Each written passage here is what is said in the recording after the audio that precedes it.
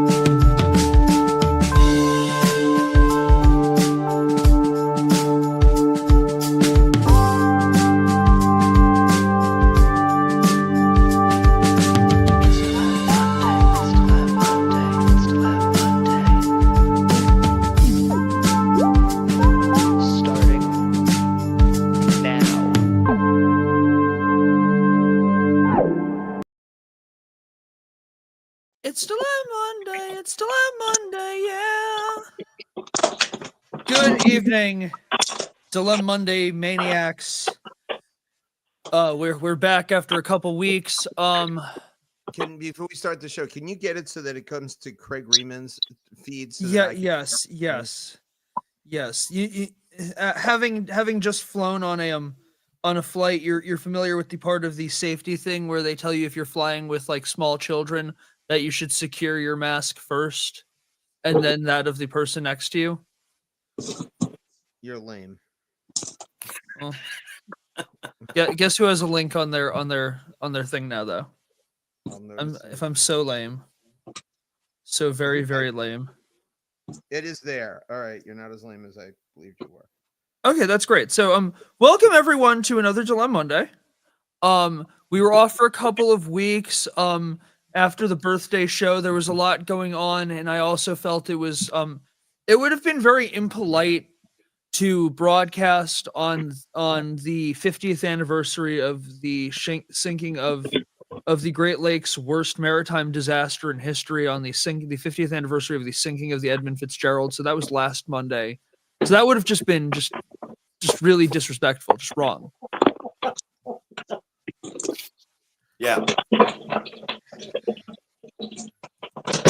We had other things that were more important to do, like fly on planes and go things like that. Okay, maybe, but you know what? The legend lives on from the Chippewa down on the lake that they call Michigomi. All right, I'll go with that, I guess. Which actually is more so pronounced closer to Michigoma, but it doesn't work as well in the song if you say on the lake that they called Michigoma. No, but we've been. So yeah, we haven't been on since the birthday show, and we've been to a lot of places since then. We've been in Nashville, we've been in New York. Absolutely, chat. Say what you're throughout the episode. Please say what you're thankful for. We'd love to hear it. Okay. And if I like what you said, I'll even put it on air. The hosts of the show, but Corey, you want to start off with the birthday show? Are you ever going to go to the collective to bring all the? Yes, I'm realizing.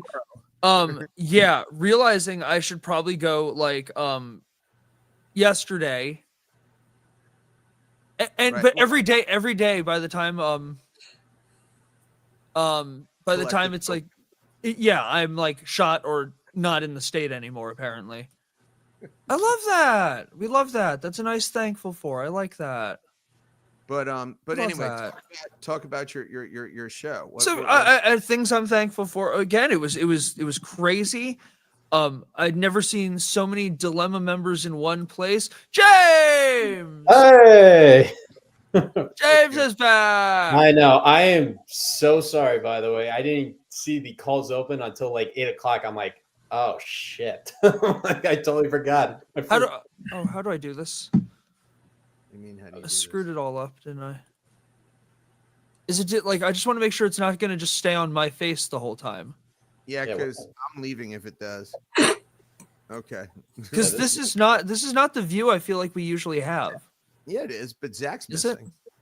But I think Zach he went goes out. You know, Zach. I think he went back to his lair. There he is. He's back. Zach I'm attack. cleaning. Yeah, no, well, someone start talking while I'm talking. I'm talking. Did you cut us all off? Craig's mic is low, This is weird. I feel like it's usually this, and then it just switches around as we're talking. Keep it where everybody was.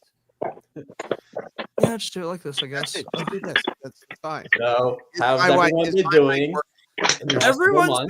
Everyone's been good. We're so happy you're back.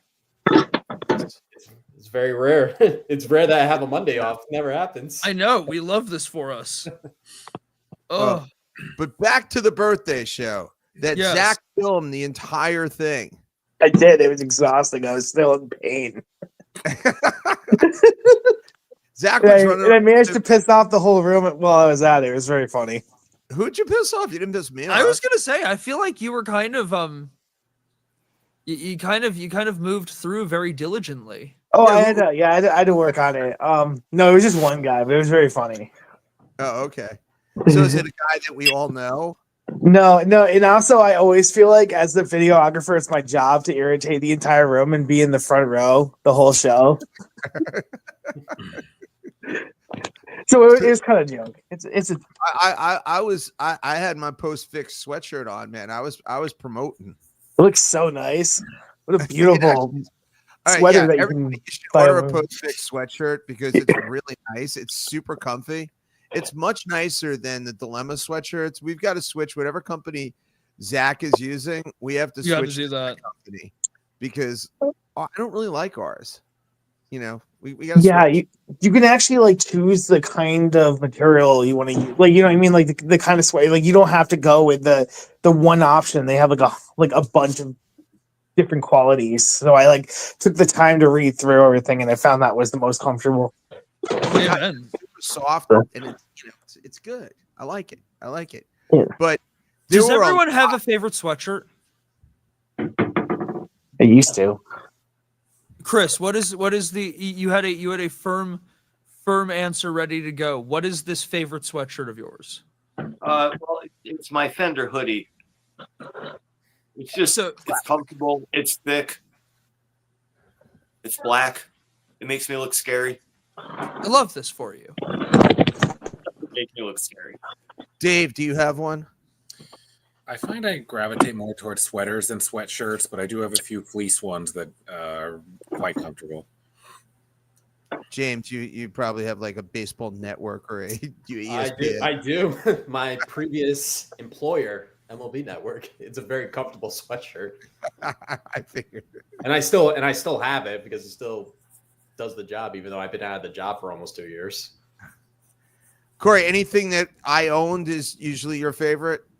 Not in this case. I have a nice tie. I have that Yankee, like it almost looks like a hockey jersey. I have that. Oh, that is cool. I do like that. I love that sweatshirt. And then also a newer purchase of mine that I brought with me to Nashville. My Hershey, my Reese's peanut butter cup sweatshirt. It's like a fleece sweatshirt. Dad, you're looking confused. I was literally wearing it for a week next to you in Nashville. Don't remember one moment of you wearing it. We may need to go see a doctor about that then. I don't look at you. I look at your mother. 60s hitting you hard. It's a bright orange sweatshirt. You don't remember going to the football game and I said, oh, I wore this bright orange sweatshirt, so in case I needed to go down, like, to, go grab a drink or go to the bathroom or something, I'd be able to find our seats again because it's bright orange. I literally told this to you while sitting next to you. At the football game, I tried to ignore you because I actually watched the game where you just have the entire time. Wait, you guys went to a Titans game? We did. If you're gonna call it a game, they suck. They're like the worst. They really do. They do. But by the way, my favorite sweatshirt right now, I think, is my post-fix sweatshirt. Although I do like the IPA bike and beer one that I'm wearing right now. The IPA. That is phenomenal. I do. That's a really. I got my Yank shirt right now. Love it. Like how Zach has been showcasing like 1/16 of his sweater at a time with these camera angles. Cute. That is fantastic. But Fucking cute. I've got to say the last few shows that we've done Cute. since the in November, we had lots of people. They were like sellout shows. We went to the one at the Talca Collective was great. It was fantastic. We had so many people show up, and we had almost Every corner of my life ever. Well, we also had almost every guitar player. The only ones who weren't there were Brother Dave and Ryan. But everybody else is there. Dave Ross showed up. He's freaking dude. That was wild. He is so badass as a guitar player. Dave Ross really is the greatest guitar player very few people have ever heard of. He is, and he has the best guitar ever made. I'm quoting him, by the way. He's the best everything. And it's most people, though, if I heard someone say and talk in such a manner, I'd call them an asshole. But it's frightening. And he met all requirements of being in the band. The first name Dave. Dave. We always have to have somebody named Dave around. But no. So I met Dave Ross on, I think it was Cover Band Central or Connecticut something, looking for bands and things like that. And I thought he had the coolest line ever. Looking to put together the greatest band ever. And of course, people in New England and overall music people are not very nice a lot of times. So there were probably like 98% of the people calling him the biggest a-hole that ever lived. Just saying stupid shit. I got on. I was like, dude, I think that's the most amazing. Like, yeah, go for it. I'm behind you. If there's anything I can ever do to help you out to build the greatest band ever, hit me up. So he hits me. He's like, dude, are you a musician? I'm like, not at all. Not even in the least bit. I said, but I might manage a musician or two, and I could probably help you out finding some musicians. And then we started meeting with each other, and he invited us to his crazy studio, which had like 9 trillion guitars and inventions and everything. Zach, you're making me so nervous. I was going to say, Zach, what in the sweet are you doing? Building the laser to take out James Bond. Yeah, apparently. Yeah, he's building the machine. You didn't see the product placement of the brownies he's making? Oh, he's making brownies. Sponsored by Betty Crocker. Starting up a little something. Betty Crocker, you bad bitch. Can you please sponsor Dilem-Monday? Please. But anyway, that's how we met Dave. But it was a great night. So many people showed up from all different. We had people from Long Island. Anthony Cugat showed up from Arizona. Yeah, that was wild. Literally Friday night, got in at Saturday morning, left Sunday morning. Just went to the party. That's like that was right there. That was amazing. But it was quite fun. But Corey needs to go to the collective to bring all the food to the gifts of love. Like it's sitting there. I mean, but they told us they were going to leave the table open for whatever. So he's got to go. Week. But it was quite fun. So we also went to Nashville in the last 2 weeks. So Chris, have you done the Nashville pilgrimage, as it were? I guess. No. How is that possible? Go places.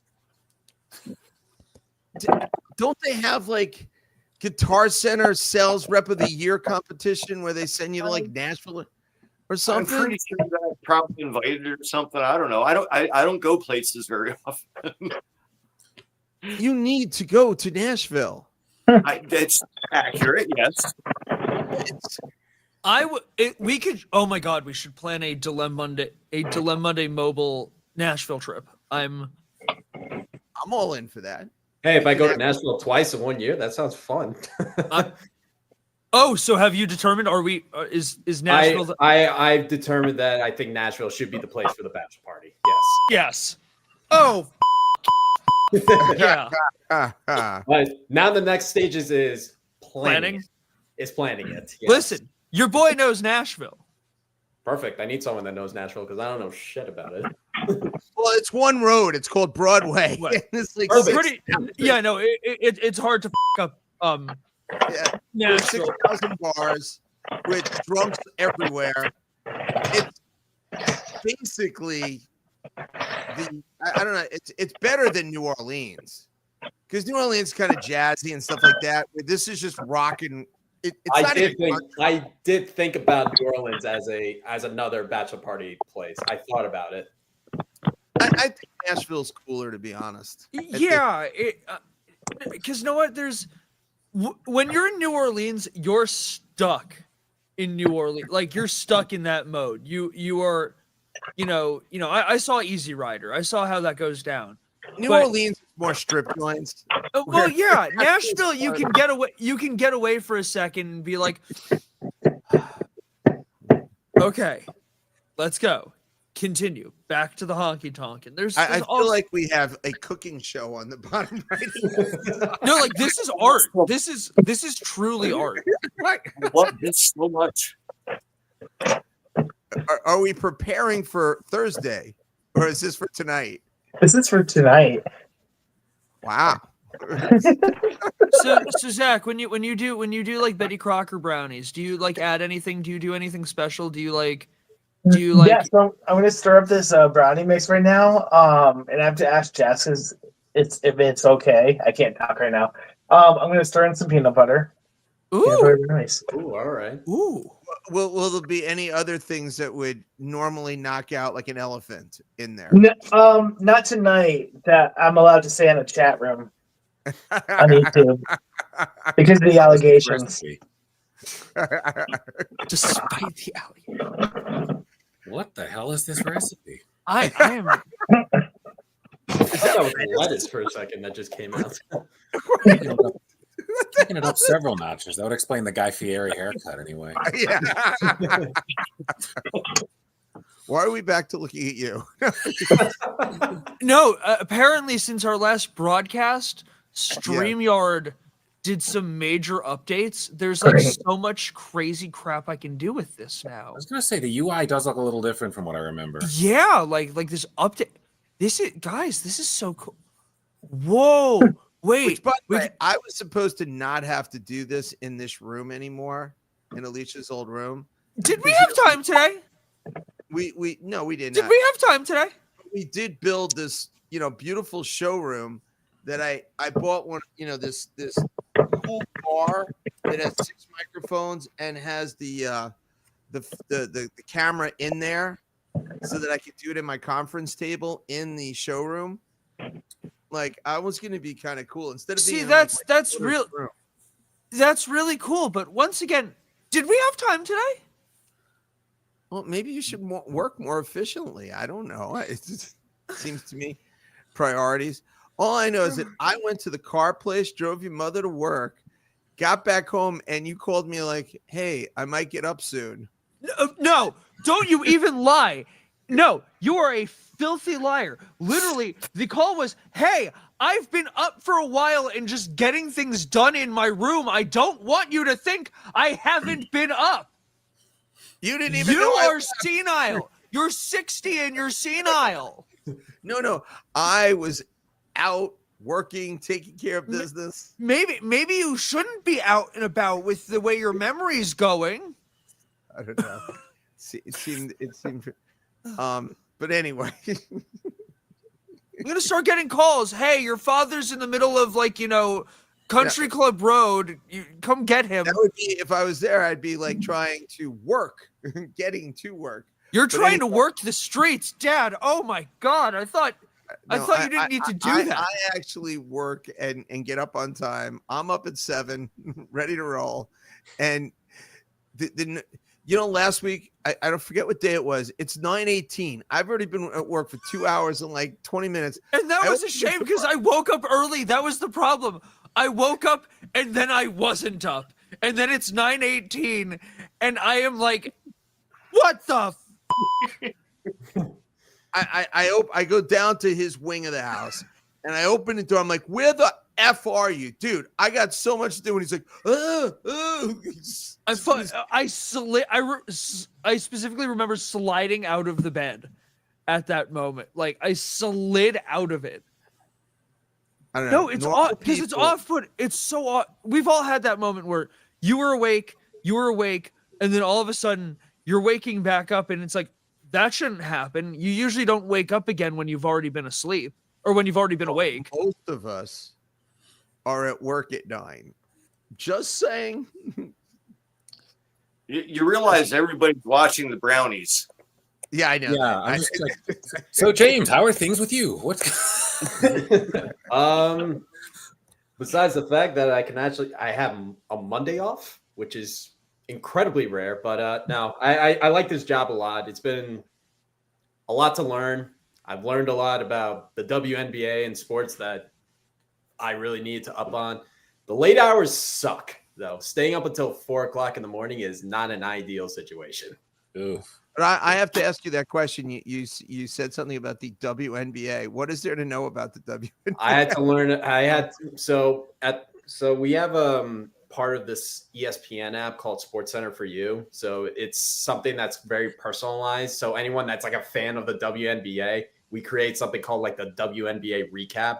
So it'd be like you choose like the 3 best games and you do like a 10-second recap of like the 3 best games and you move on from there, that kind of thing. Because I know one team and they have 2 very pretty blondes on the team. They look like the Barbie twins, Lindsay and Sophie.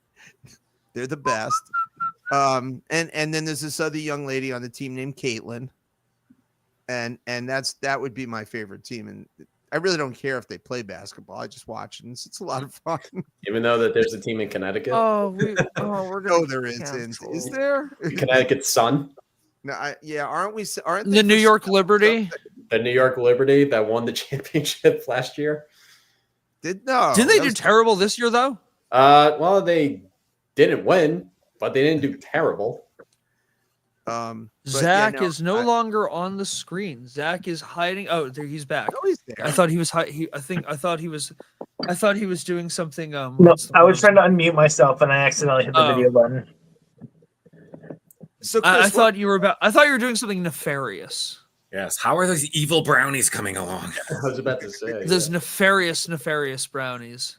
I hope when he took his sweater off, he packed it up to mail to me because I want that. You want that sweater? I added an extra ingredient. Oh, Whoa, what was that? Are you allowed to explain? Shit. Where's the sweater? What guitar is back there? This? Yes. It is a Strat. wait, is that the Strat that only the most superb Strat salesman and just in general instrument salesman, only the top tier, only the finest, the platinum room exclusive people of the world can acquire? It's a pretty Well, good I got looking it anyway. Or at least that's what you chose for those kinds of people. Yeah. Show it off again. We love to see it. Tell us what it is. What are we looking at? This is my gift from Guitar Center for 20 years. It is an American Professional 2 Stratocaster in Mercury. It's got a whammy bar. Whoa. Yeah. I love that. This sometimes you get to play a guitar that's just one of those like it's extra and now I own it kind of thing. Cool. It's yeah. Very cool. I like it. Oh, it's very, very it nice. sounds amazing. It plays amazing. I'm jealous of myself for owning it. That's the best feeling. Yeah. This is mine? I own this. That's so cool. Yeah. When I hit 20 years with my company, I got a ballpoint pen. That's a much nicer gift. Yeah. I could use a pen. Well, it didn't have any ink, so it wasn't worth it.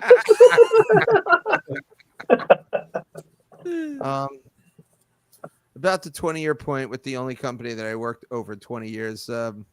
I was about the point that I hated them greatly, and we fought for the next 4 years on whose money is it? Mine. Whose money is it anyway? Yeah, so I don't really know who won the battle either. But you know, Nobody wins those battles. I want brownies. Yeah, this is why I don't watch cooking shows, because I can't eat what's being yeah. made. You have My to whole- imagine that it tastes very good. I don't know. I don't have anything. My whole goddamn Instagram and Facebook like videos are all cooking now, and I'm convinced it's why I've gained weight, because now I watch these things and it's like all I want to do is eat these things that I'm seeing. And you know, just because I hang out at the Italian club and belong to the Italian club, now my thing thinks I'm part like actually an Italian, and I get Italian recipes all the time. And like there's this really, really good chicken franchise recipe I really want to make, but then I remember that I'm a schmuck, and like, how do you get into cooking? It sounds really expensive. Like, how do you get not know that you're a schmuck? Like, is that What do you mean? What are you cooking? No, on a budget. You can cook good stuff on a budget. I cook like every day.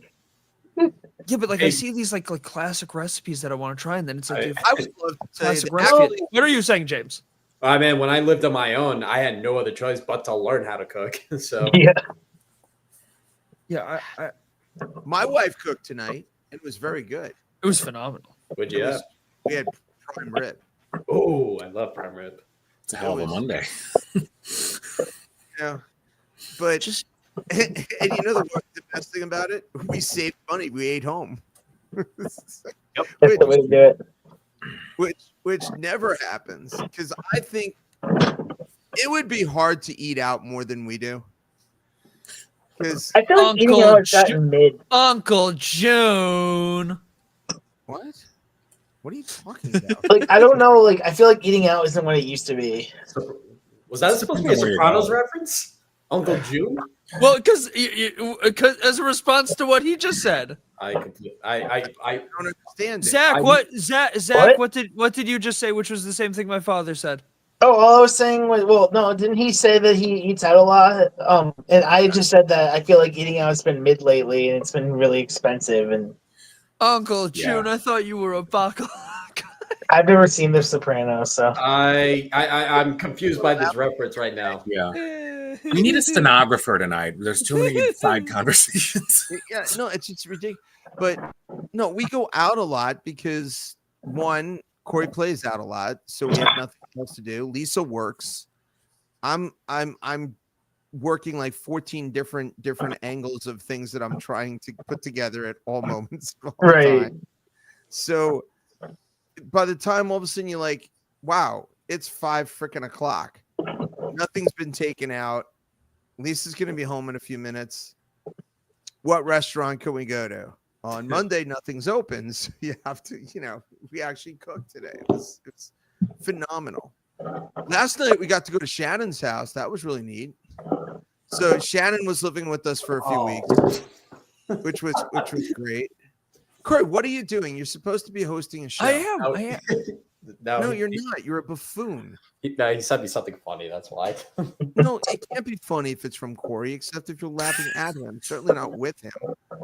And his silly mustache is the dumbest looking thing I've ever seen in my life, by the way.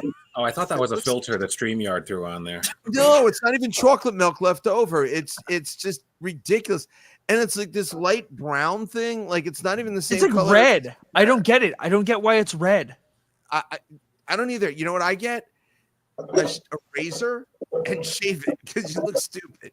Maybe the pineapple behind you is just discoloring it. Yeah. Also, the pineapple, when it has a brand new battery in it, is not visible on the screen. It just looks like no, it just looks like just light. Right now. Well, no, it just looks like light. It doesn't look like a pineapple. All right, I'll go with that. But are you going to talk about Nashville at all? So no, it was really per usual. I mean, it's always a fun time, but this time around, got to go to the Opry, which was always a good time. If you're in Nashville, even if you hate country music, go to the Grand Ole Opry. It's one of those things. It's the oldest continuously running radio show in the history of the world. The 100th anniversary is this week. Yeah. The 100th anniversary will be this Friday, where they're doing a huge broadcast. I know Friday and Saturday, I believe. Longest running broadcast in the country, right? Not just the country. It's the longest running in the world. It is the longest continuously running radio broadcast program ever. There has never been a program that has run this long in history. One girl who I loved, Ashley. Oh, do we not have peanut butter? The blonde hair country star.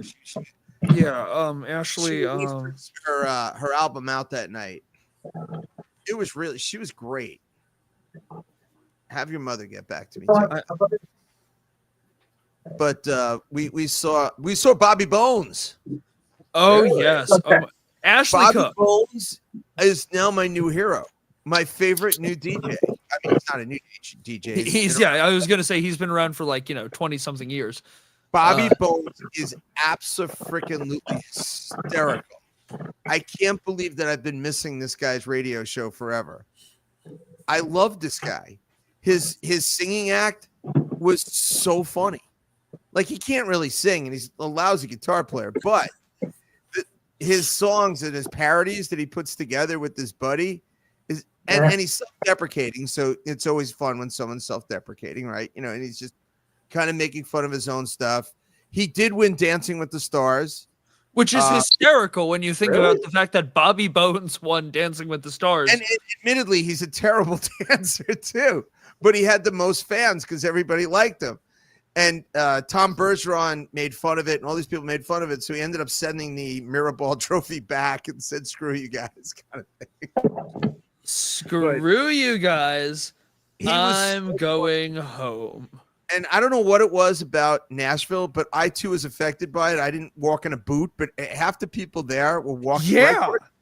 I don't know what, from the second we got off the plane, I have never seen more people in a broken foot boot in my life. I was expecting leather boots, like yeehaw boots, not like freaking those boots.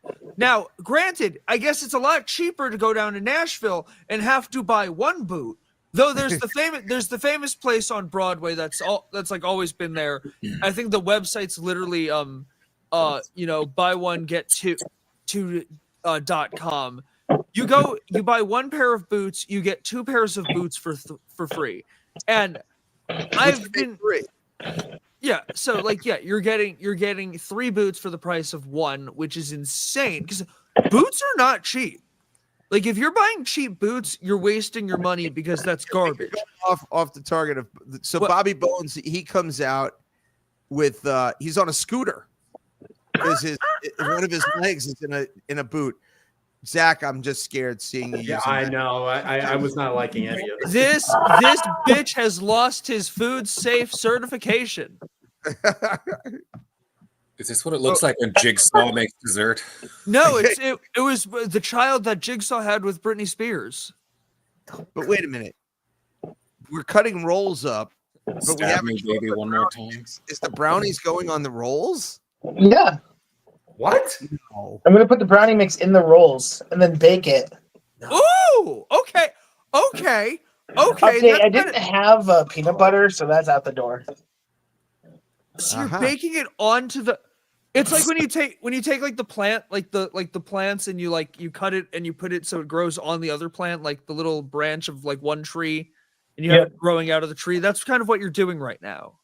So you're making brownie batter sandwiches? Exactly, and then you bake it, and it's like bomb. This is like ghetto babka. I don't have enough weed What for the hell this. is going on? Did I come at the right time today? I haven't had anything to drink. I had a soda. Is that cheese? Is it like cream cheese? Is it like cream cheese? Just certification. American cheese. No, No. Now this is becoming an American- atrocity against God. No. I am actually servicing. So Are you paying attention at I all? took that test. Zach, you don't look 7. That's That's the Like, only way I can justify making easy- something like You didn't this. see the easy Oh bake God. oven in the back? Oh God. You know, the one with the light bulb that cooks everything. it's Those like little flares are justified now. How many of us have a sister that had the easy bake oven? Really? Oh my God. How many of us had a child that had a easy bake oven with a light bulb? I win. That was the greatest. They had the best. Come on, tell me the easy bake oven Betty Crocker brownies weren't the best. It was so good. That's what I've heard from everyone who's had them. So yeah. Betty Crocker was a bad bitch. That light Yep. bulb, it could do some damage with those brownies.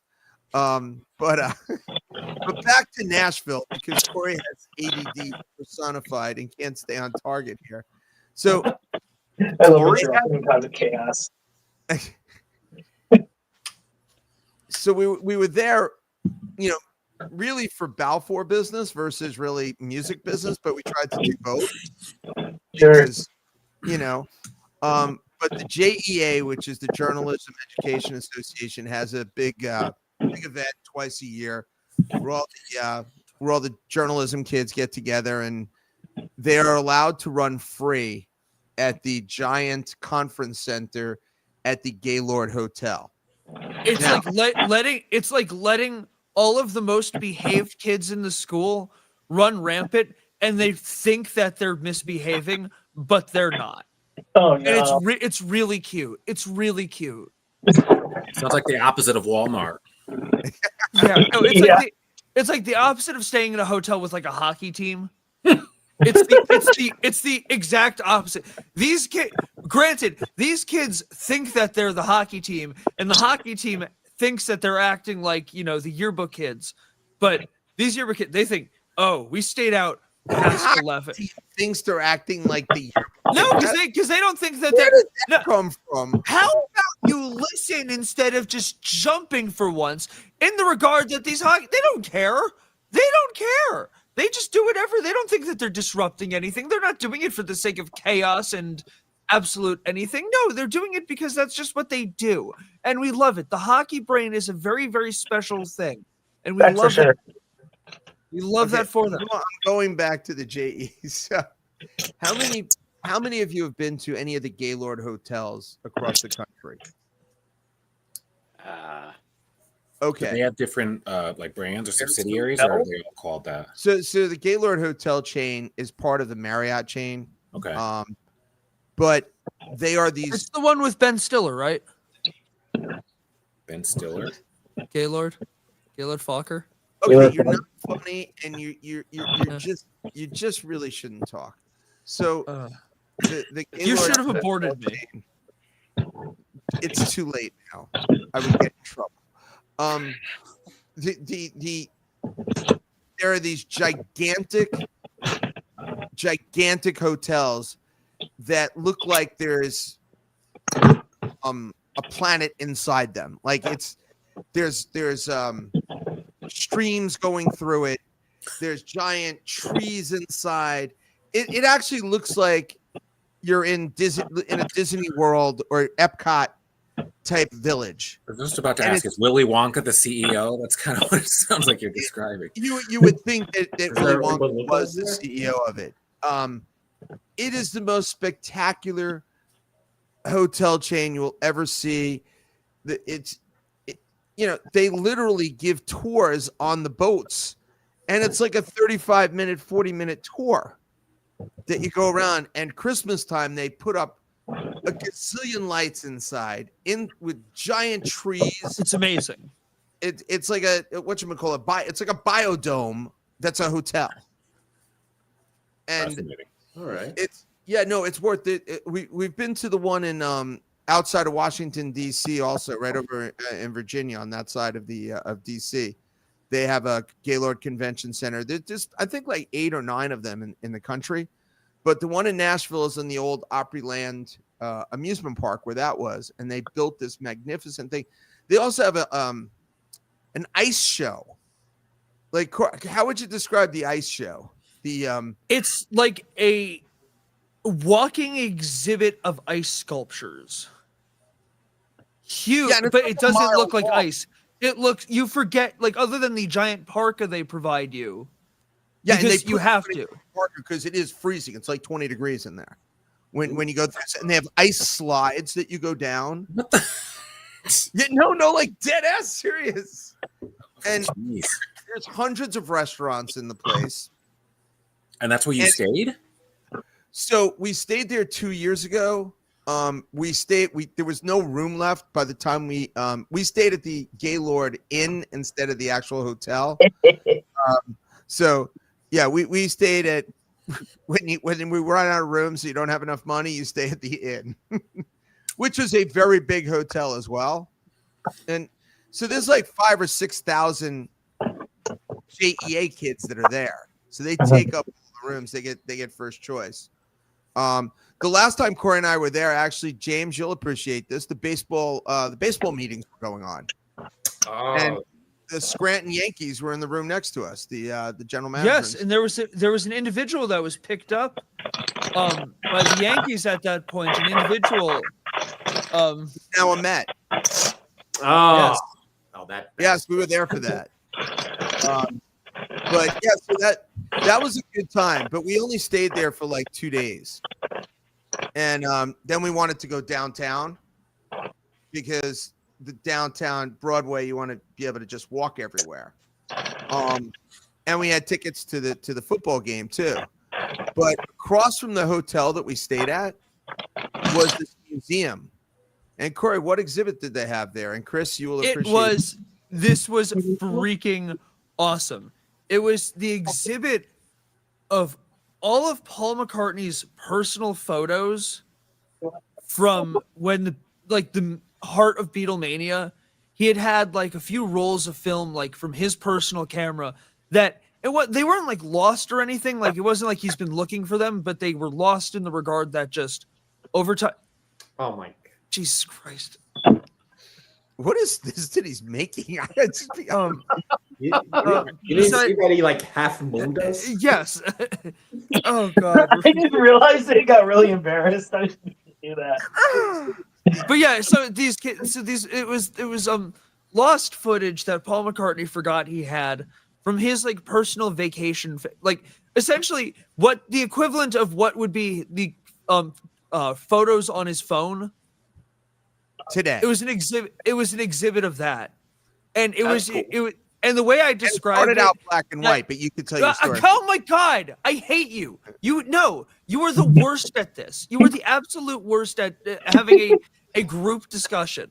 I need a sandwich. No, because it was insane. It was really crazy getting to watch. It was like watching the world go from black and white to color through his camera. Like it's funny watching these guys, young 20-somethings.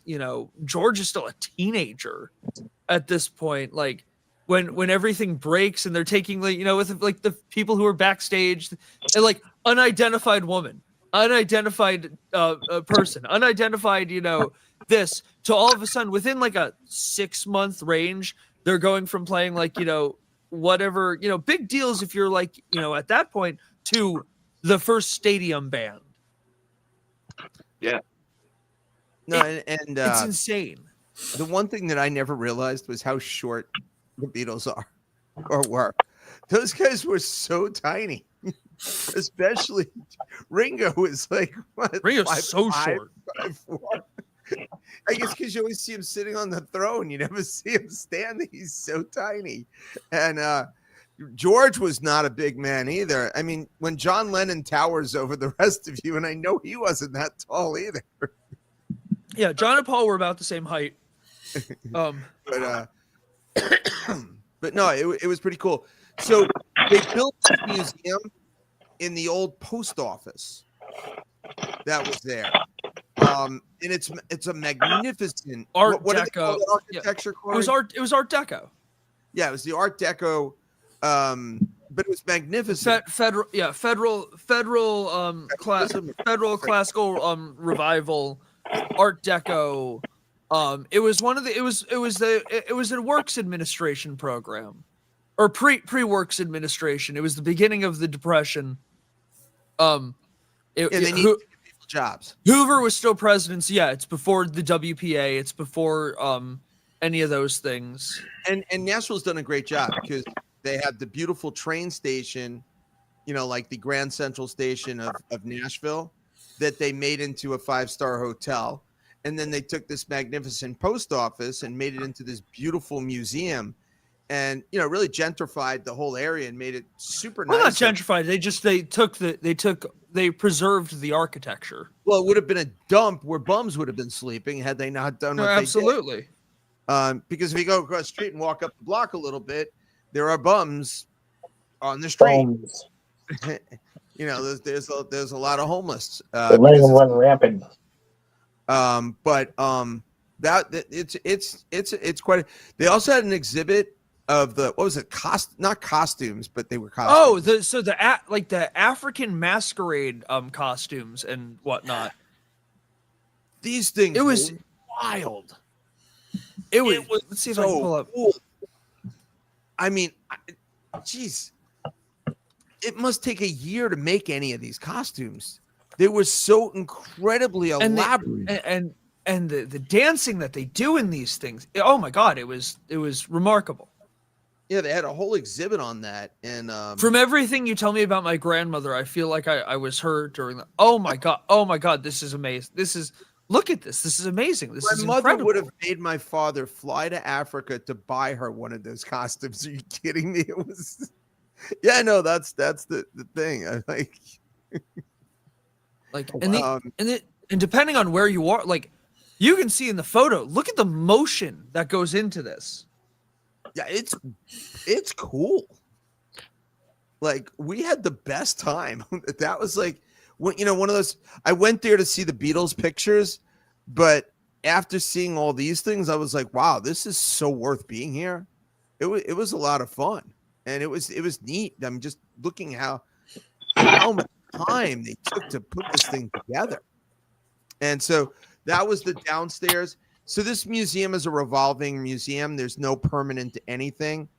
Different exhibits come in for a certain period of time, and then they switch it out. So if you go to Nashville, 3 months later, none of this will be there. So go pre-Christmas. You'll enjoy. Check out the costumes because they're really cool. Actually, Zach would appreciate that because Zach would have the. Zach, I know, like you hate country music and whatnot. I don't hate country music, but I think, actually would have a lot of fun. Not just at this museum, but I think there's a lot of things in Nashville and around Nashville that you would have a great time with. I've been to Nashville once. Oh, yeah, it was the airport. Oh, actually, you know what? I love the Nashville airport. Yeah, it was actually wicked sick in there. No, their TSA is great. Nice, efficient, to the point. Get stuff done. The guitars, they're more efficient. Yeah. In guitar. The guitars were so cool, like the pictures on the walls. Oh yeah, your dining options in the Nashville airport, like it is one of my favorite airports. It's a great airport. What was the restaurant you got to sing in? The Great Doug Allen was really cool. And when he saw Corey, when he walked in there and he saw Corey and Doug allowed Corey to come up on stage, and Corey played a whole set, which was kind of nice. And the crowd was very, very, they were into it. And then Corey, this is crazy. We were next to these ladies who were a lot of fun. They were from Minneapolis area, Minnesota, actually probably above Minneapolis. And they're like, we love your son. Do you know that they're booking him to fly to Minneapolis to play a show there after watching him play in Nashville?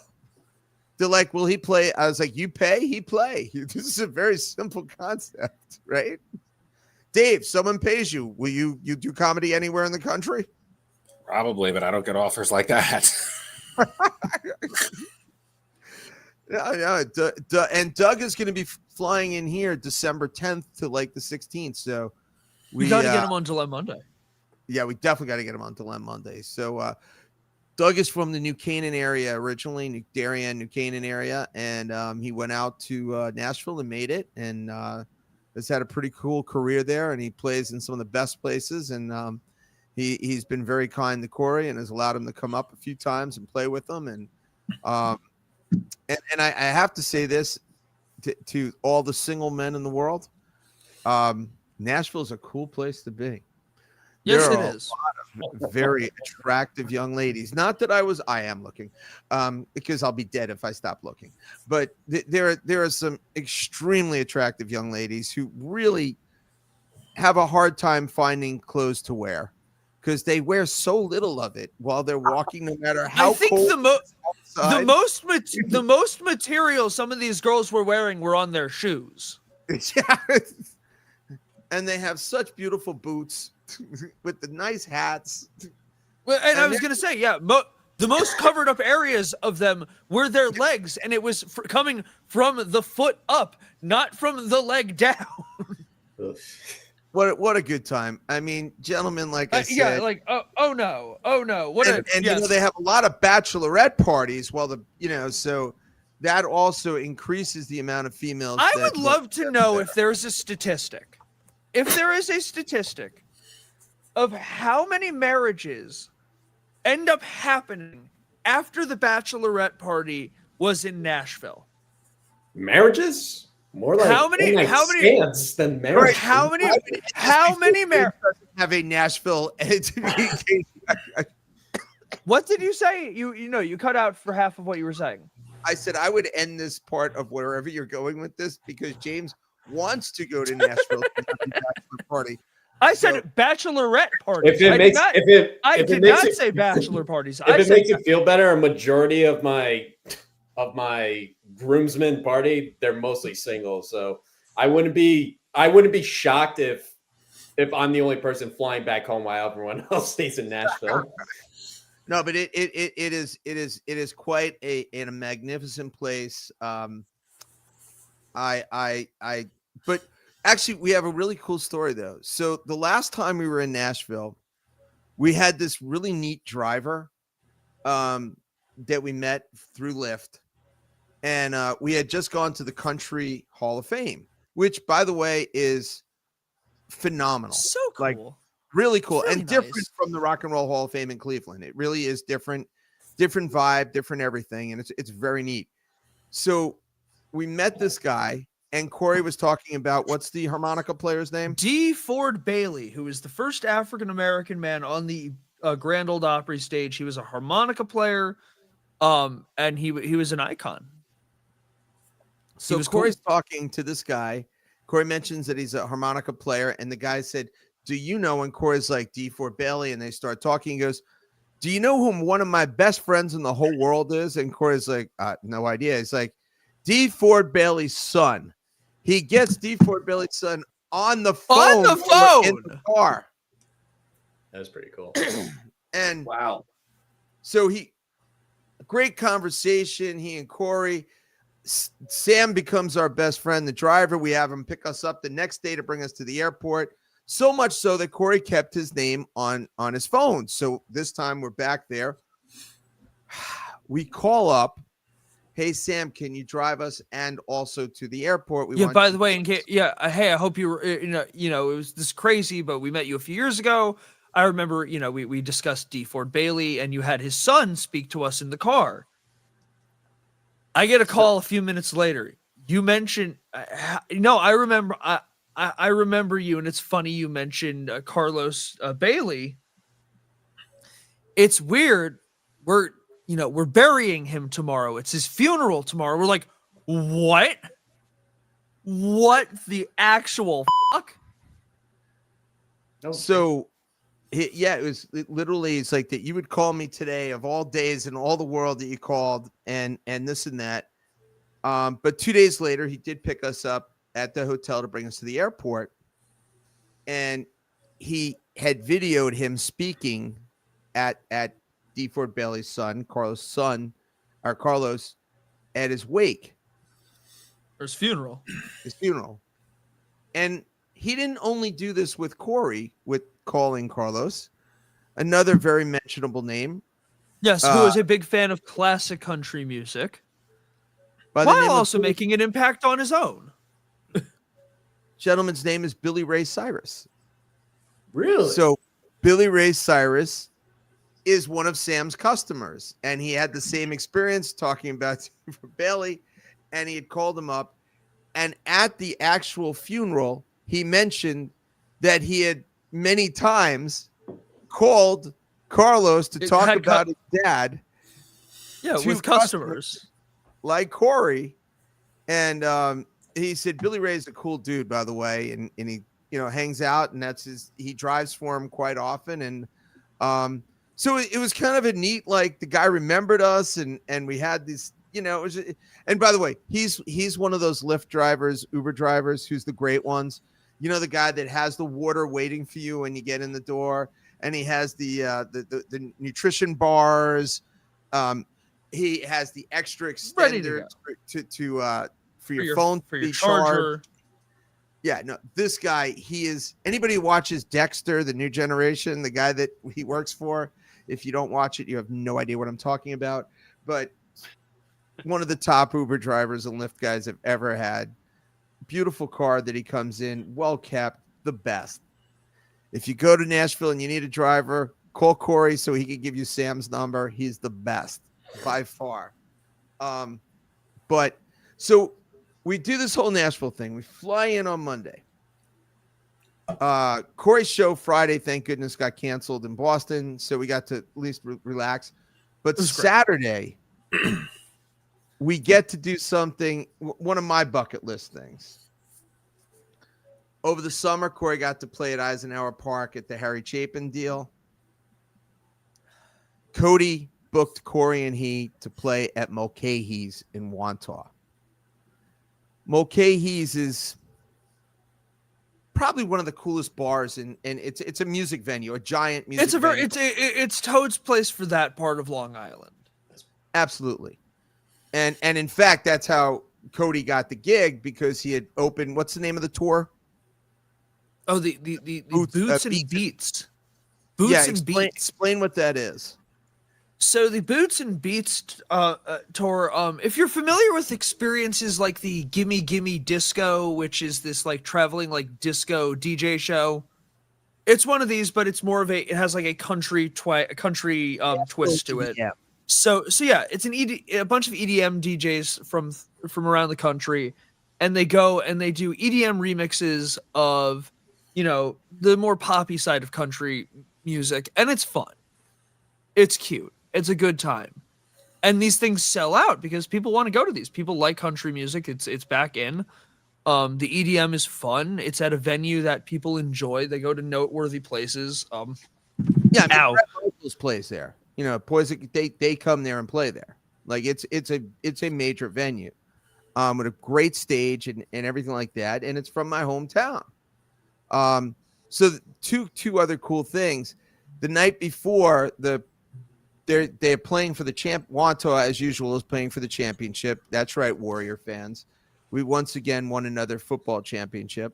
But they said, hey, can Corey or one of you or Cody wear one of the Wantagh Warrior jerseys? So we were able to pick up Corey. Corey got to bring home a Wantagh Warrior football jersey. It's as close he's ever come to having a football jersey. He did get to wear it on stage.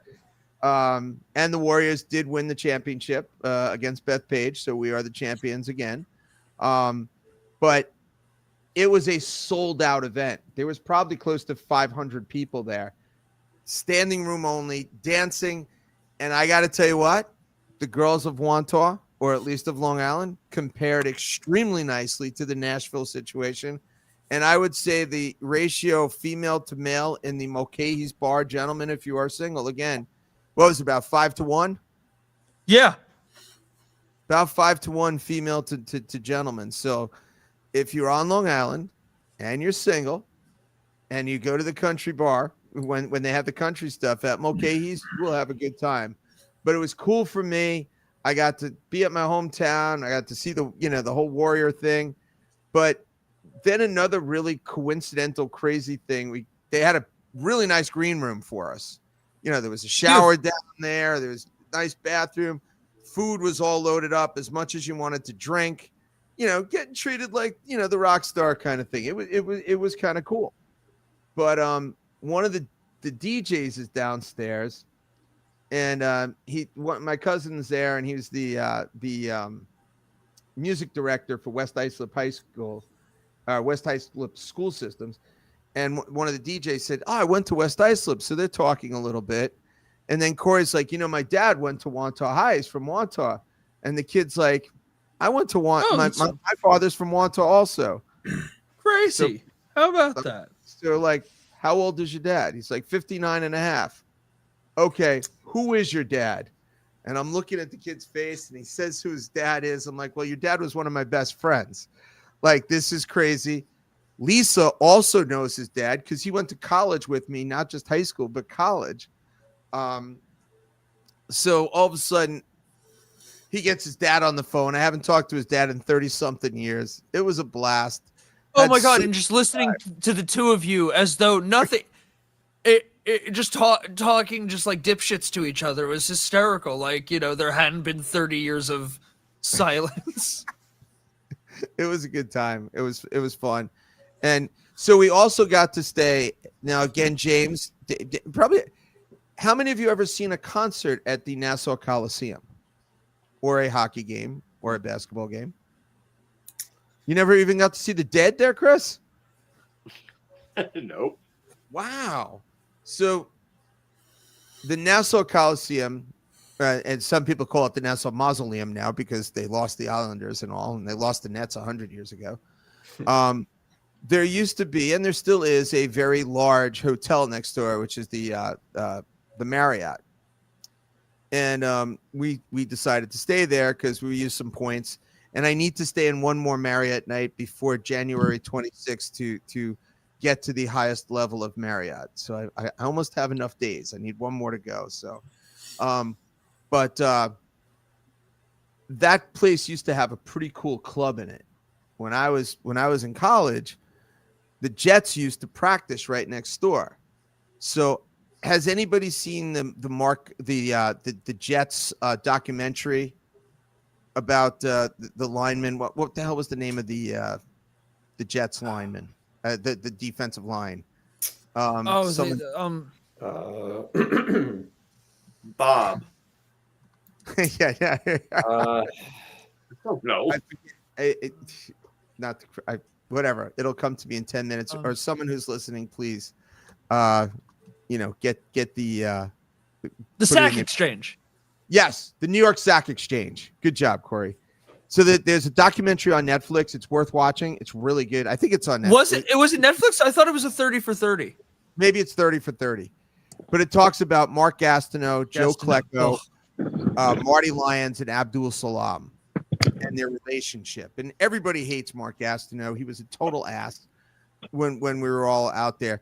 So Gastineau used to cheat on his wife all the time at the Marriott that was over there. And picture this guy. He's like 6'6". He's a giant of a man. He'd be wearing a cutoff shirt with these little tiny shorts, and he'd be hanging out over by where they used to have phones, guys. There used to be phone booths, like phones. What's that? Yes. And he would just stand there and like pose and flex, and these women would come over. Oh, what he was such a dick. What an ass. I hated him, and you knew he was married, and he was such a pompous dick. But anyway, I digress. But one night, I was supposed to meet Lisa there, and this, our relationship's getting a little serious. So much so, I borrowed like my father's overcoat. I think I'm gonna be cool, dressed to kill here. I go and but there's two entrances or two exits, however you want to look at it. It was out of like a bad movie, like a Harry Met Sally type of thing. She's at one end, I'm at the other end. We keep missing each other. I walk to the one end, she goes through to the other end. Meanwhile, the bouncer's hitting on her. Look, he's not going to come. Why don't you hang out with me? Blah, blah, blah, blah. Her mother does not know that she's meeting me there because, she has a boyfriend. And I'm trying to like find out where the hell she is. I call her friend. I can't find her. I'm a little nervous, but I've been stood up before. It could happen. I go outside finally. Now, also understand that the parking lot for the Uniondale Marriott is ginormous because it's next to the Nassau Coliseum. So I'm out there trying to find her car. I did find her car, so I knew she did not stand me up. Because remember, guys, there were no cell phones back in the days. You know, there's no way to find out if someone's there. You can't ping somebody to get someplace or know that they're there. But finally, I did find her. Great memories. Obviously, Corey's here, so the date worked out well. It was a good time. But not let it be known. Wait, can I also say, let it be known that yeah, okay. let it be known that these two still could not navigate around this hotel. No. Because no matter what, y'all were trying to. I think it's this way. We know you. So you two are just as good at navigating this hotel as you were 35 years ago. So congratulations. We have pigs. Let's see how bad I did on this. What the? I feel Is like that noise? Let's find out. I feel like the Rebans have a history of staying in hotels that you really need a tour guide to get around. we do. It was, and even in Nashville, the other one, not just the Gaylord. That's what I was worried about. The Holiday Inn Express downtown, which is the largest Holiday Inn Express in the country. At least you're not staying in hotels that are have Stephen King stories about them. No, You have, though. You've talked about it. Indeed, you have. I might have. you know, when you stay in as many hotels as we do, you have some good stories. The shit you witness. But here's a problem I do have. I'm going to go back to the Uniondale Marriott Hotel. So it still has the outside look and lobby of a 4 or 5 star hotel. But understand this thing was built in the 70s. The rooms do not look like the beautiful renovated lobby. They are still of the 70s. What the hell are you doing, Zach? That's just uncomfortable. What? Oh, sorry. I was trying to hide. I was trying to pick my brownie. Sorry. It's been uncomfortable for a while. I just didn't want to say anything. Wait, what was back there? I don't even know. I don't know. It looked like you had a cancerous mole. I'm not sure. What? Sweet. But yeah, no, the rooms were not. And it took like 5 minutes for the cold water to turn hot in the shower.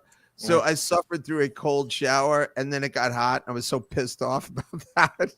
Just wasn't happy. I give it a 5 for its lobby.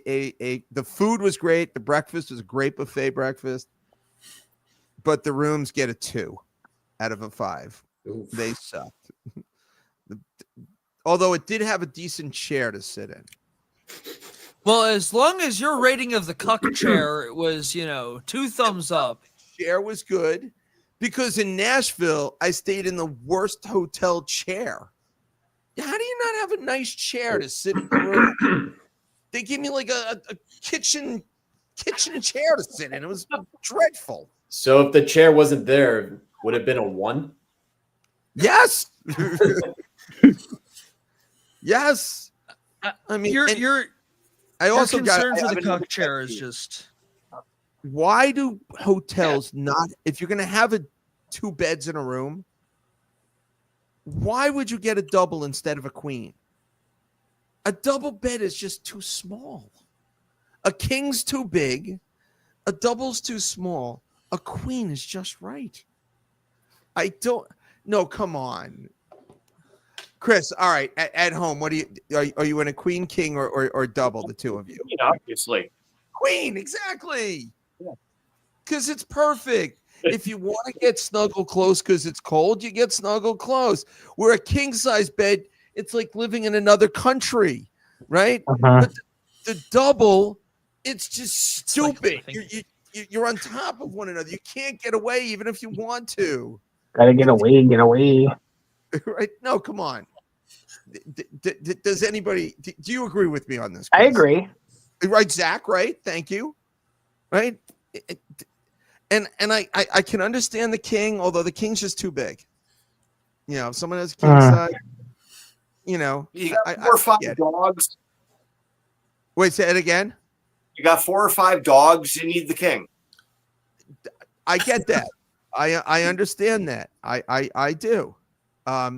Which, by the way, I got to visit with my sister when we went to Long Island, and she has 3 dogs. So the one dog, Bjorn, he's really named Bjorn.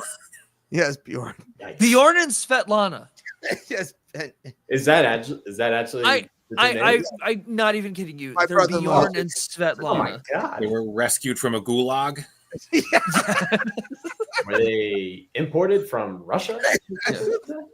And what's G's real name? Oh, Jesus. No, it's it's just not always G. been G to me. Jesus. So the oldest dog, G, is frightened of all people. She's like, she needs some psychological. And this has always been the case since she was like a puppy. Yeah, she won't go near anybody but my sister. Anybody walks in, she. But then she's like, oh no. The husky, he just from the minute you walk in, he is on top of you. He is licking. Hello. Oh my God, you're here. Oh my God. Lisa does not like to be licked. Barely likes to be touched. But he loves her. Yeah, she's like, you can touch me, but don't lick. She's lick my hand. Lick my hand. You can lick my hand. And the little one, but who's it only is part husky. She's okay because you can just kind of like pull her away, but the big one is a big dog. You can't just. She's just a little party girl, and it's hysterical. But they sleep with the 3 dogs. I'm like, I couldn't do that. No. That was just No. that's a whole different situation. Especially those wild ass dogs. That's just insane to me. But whatever. They do have a good time with that. So yeah. Anyway, but that rounds up a lot of our insanity. For what were you saying, Chris? Jimmy Cliff. Yes, we need to talk Jimmy Cliff. Please take us on. Give us your memories of Jimmy Cliff. Your thoughts, your observations. I joined a reggae band when I first started playing bass about, I don't know, 26, 27 years ago. And Harder They Come was one of the songs that I had to learn. And absolute classic. And about 10 years ago or so, I joined a Grateful Dead band, and the Grateful Dead did a wonderful cover of Loser. And that happened to be the first or second song I learned how to play in order to join this particular band that I'm still with. So Jimmy Cliff is kind of a part of my journey as a musician and a bass player. And rest in power, brother. So Jimmy Cliff used to come to Long Island at my father's place. I'm trying to remember. Is it Tuesday nights, Corey? I want to say it was Tuesday. So I think on Tuesday nights was reggae night at my father's place in Roslyn, New York. And according to Epi, and I think it's true, he brought reggae music into the United States. Not Bob Marley, but it was Jimmy Cliff that he brought in. And just so everybody knows, there was this other group of guys who would come to watch them every Tuesday night. They were known as the Rolling Stones. They still are, in fact. Yes, they're still known as the Rolling Stones. Who? Never heard of them. Not the Who. Well, the Rolling Stones. So Keith Richards was a regular at my father's place to hang out with Jimmy Cliff and the different reggae guys that Epi would bring into the club. And if Epi has a book out there, I think it's called My Father's Place. And he's got some great stories about those nights and some of the people that he actually brought into fame. Corey, didn't he also what the hell's from Taxi? Latka. Andy wasn't he? Yeah, he was one of Andy Kaufman's early managers, I believe. Yeah, according to Epi, and again, Again, we Epi can was take that really with a the discoverer of Andy Kaufman, who brought him from my father's place into the city to introduce them to the other people, and that's how Andy Kaufman became famous and got to all the different clubs. But again, another guy from my father's place. Everybody played at my father's place. I mean, it was, Billy Joel, Bruce Springsteen, like everybody played there at least once or twice. It was an old bowling alley that was going bankrupt, that Epi came in there and said, hey, I'm not paying you any money, but I'll bring in a whole bunch of people. I'll bring in some music acts. And it just started taking a whole world upon itself. And he came up with like the reggae nights and things like that. I saw like Blue Oyster Cult in there. I saw Buster Poindexter. May he rest in peace. So it was right by my college, and my dad and my father-in-law worked probably 10 minutes from there up the road. So my father's place was a cool place, and it was really cool. It did. When did it close down, Corey, the first time? Was it 89, 90? I think even earlier than that. I think it was either late 80s, early 90s, whatever it was. And it totally shut. And turn up 30 years later, it opened up again in the Roslyn Hotel, which is now a Tapestry Hilton property. But in the basement, they made it into like the Copacabana. And they started bringing in the same. Unfortunately, now these acts are like the B and C acts, where they were A acts back in the day. But Corey did get to play there once, and that was kind of cool. That was another one of my. Very neat. I got to see my son at my father's place. So we got the Eisenhower Park. We got Mulcahy's. I'm hitting all the. Now we got to get to Jones Beach Theater. That's the next one. That's over the summer that we're gonna try to work on that. So I've got a few left on the Long Island to hit, but yeah, Jimmy Cliff had a hell of a. Excuse me.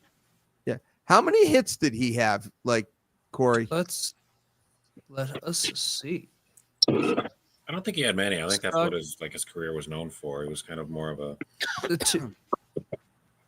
Was he like the Grateful Dead of reggae? Yeah, he was always, and again, this is horrible to say. He was always the other guy. Yep. He was always the other. He wasn't Bob. Sometimes really talented people just get handed that in life. Doesn't underscore at all, their talent and their contribution. But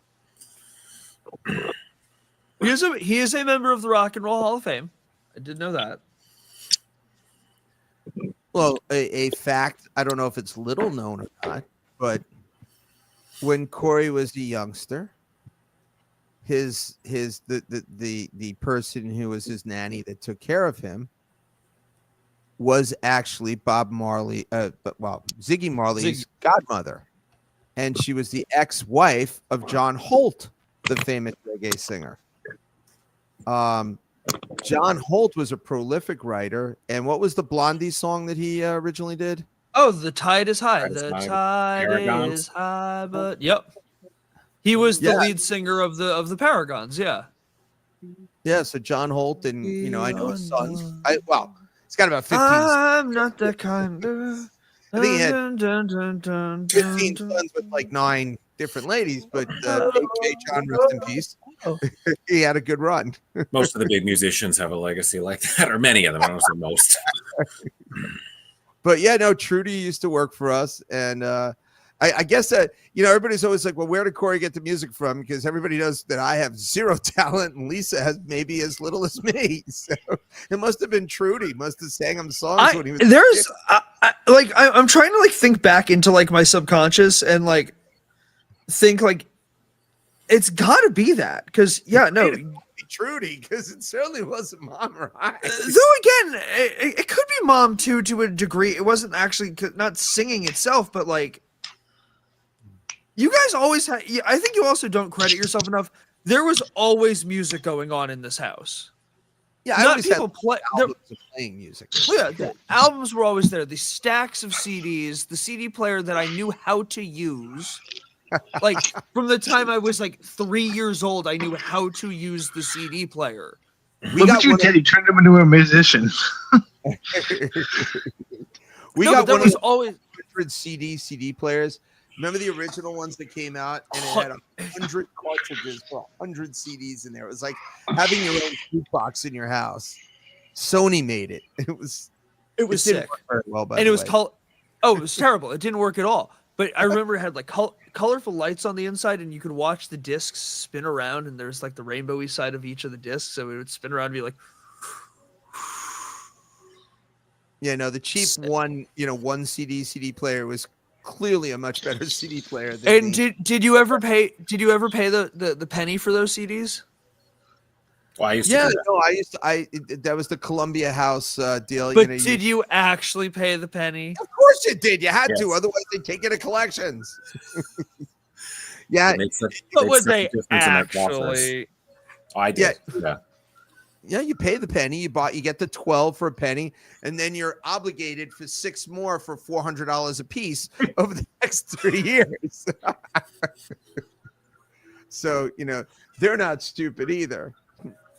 But I kept re-signing up on different names, and we just accumulated. Baffling that business model didn't last for decades. Yeah, right. But those CDs have. Yeah, I still have mine. Absolutely. So God bless all that. Where would the career of the Gin Blossoms have been without the Columbia House? I do have their greatest hits. That's where I got it. Yeah, so you guys are maybe this is except I was Chris. gonna say maybe this is aging me Dave and and I. maybe making. Oh, I don't know if it's or the reverse aging me. I could not name a single Gin Blossom song off the top of my head. Maybe if you played one for me, I would know what it is. But off the top of my head, I could not list a single song by the Gin Blossoms. You'd recognize a few. Probably "Hey Jealousy" would be the best. Yep. Okay. Follow you down. That one. Okay. Yep. Hey, Found out Jealousy. I know. Found Out About You was another heavily played one. Corey, what was the song today? What was the group today that you're like, I don't think I know a song? And I'm like, yeah, you definitely do. What's the thing? Sometimes you know and you don't realize it till you hear the song. I get that. Oh, Yeah, it no, was all the time. Oh no! Oh shit! Who? Yeah, I Wait, don't remember yeah, no, what it was talking about. no, it was funny. It was funny. It was like a great. It was like a stupid song, but like a great stupid song. Wait, it's probably still in my. Yeah, no, yeah, what? Oh, it was Semi Charmed Life by Third Eye Blind. Third Eye Blind. Third yeah, Eye Blind. Right. Yeah. Because we were. Where I was like, I could not list on top of my head a single Third Eye Blind until I was like, oh, do do do do do do do do do do do do. It stays with you. Zach, you're frightening me right now with the pink ears. And my Lindsay headphones. So When I heard about Columbia House, it was you could get it on cassette or vinyl. Oh, I never heard vinyl. Cassette, I remember. well, Oh yeah, originally, you could get it on vinyl. It was cheaper then. Wow. Maybe it didn't come along yet. for those Yeah. of you who've been at my house, you notice that there are a few thousand vinyls there. I pulled That the is scale because on of everything me. I could. Okay, I had thousands of records too. No, I you never had, noticed. you had hundreds. Okay, I had hundreds, and They then your fit in. mother- They fit into one long crate. No, two. So stop it. Excuse me, 2 long crates. Giant crates. So listen, I think you have to say though, the majority of the records at this point though are mine. you have definitely accumulated more people's junk than I did. I carry the spirits of so many dead relatives from the tri-state area. It's not even funny. Yeah, from all, not just your own. It's Everybody. funny. Actually, Oh wait, actually, let me bring over all the shit that Wait, so- we put out. do you want to know? Do you want to know the true indicator of having family of a certain age from the tri-state area? I have at least 4 copies of every Billy Joel record that he put out on as a record. I have at least 4 copies I respect that. From all of my various dead and still in some cases still living family members from Long Island and New Jersey. There's a couple of them I have ready for this. There's 2 or 3. I have 7 copies of The Stranger. 7. I mean, it's the best album by Billy Joel. It's not even. Okay, so I thought that for years. I thought that for years, but recently I had a change of heart, and I think I have a new answer. Don't say it's Glass Houses. Turnstiles. Okay, I like Turnstiles. Turnstiles. Oh my God. We are talking about Billy Joel at his absolute prime as a songwriter. It's still The Stranger for me. Oh my God. Summer Highland Park is like my song of the season. I can't get in my car without playing that song. Say Goodbye to Hollywood. Oh God, what an album. James? There's a song called James. James. I went on the road. You pursued an education, James. So good. Thanks for sharing. Not. No, but I didn't mean to get into the Billy Joel conversation. But and again, I thought The Stranger couldn't change for me. I thought that was the definitive. And then I'm listening to angry young man. Oh my Can God! I ask you a question? When you're on a date, do you have these conversations? Because I will understand why there's never a second date if you talk. Let's just say my fiance says I listen to too much Billy Joel, and I'm like, I'm sorry. I wasn't making fun of you, James. I was. I know you weren't, but I would be much nicer to you. No, you're just a bully to me, Mr. Oh, I had an anti-bullying company. Yeah, bullies his own son. Do I let anybody else bully you? That doesn't mean you get to bully me. It does. One of the rights of having a son. That's abusive. No, it's not. Please. That's gaslighting. What? Like gaslighting. I allow you to follow me around all day and all night. Come on. He made you. He's allowed to throw your. He's allowed to put your head down a toilet every once in a while. Yeah, he made you. Swirly going on. God, you wonder why I enjoy drinking? Okay, have you ever dealt with yourself? Hold on, Zach. How annoying is it when you send Corey in the house to get something when we're packing up to leave to go to an event of some kind, and you say, Corey, can you go get this? And he's like, yeah, no problem. He's gone for. He's gonna be like 4 hours. He comes back with not the item you asked him to go get. But the part you're not giving me credit though. The part you're not giving me credit for.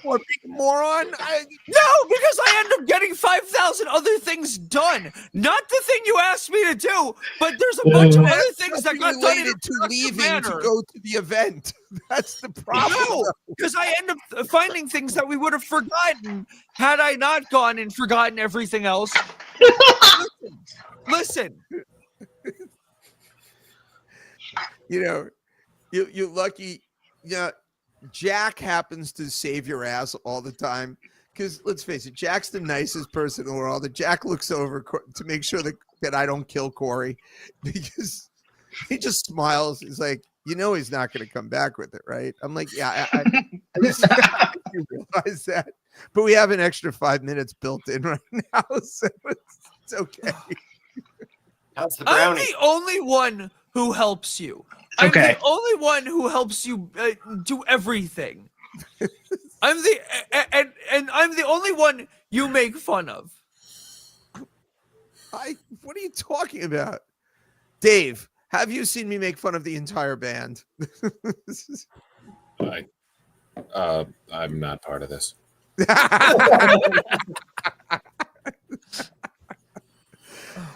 Hey, Curry, you know what time it is? Oh, yes. Know what time it is? So it's Thanksgiving this week. It's Thanksgiving time. And with that, I think there were probably 2 choices I could have gone with for this phenomenal holiday, but I had to go with the absolute classic, the true banger, or at least the banger that's only by one artist. and that would be Alice's Restaurant Massacre by Arlo Guthrie, the song that I will annoy my father with having to listen to all 25 minutes of on Thursday.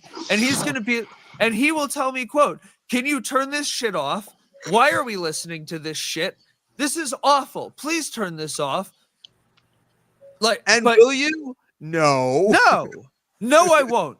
Because listen here, Reb Tevia wannabe, there are certain traditions that you uphold, and this one on Thanksgiving is one of them. And then I'll turn it off, and then we'll move on to the last waltz, because that's what you do on Thanksgiving.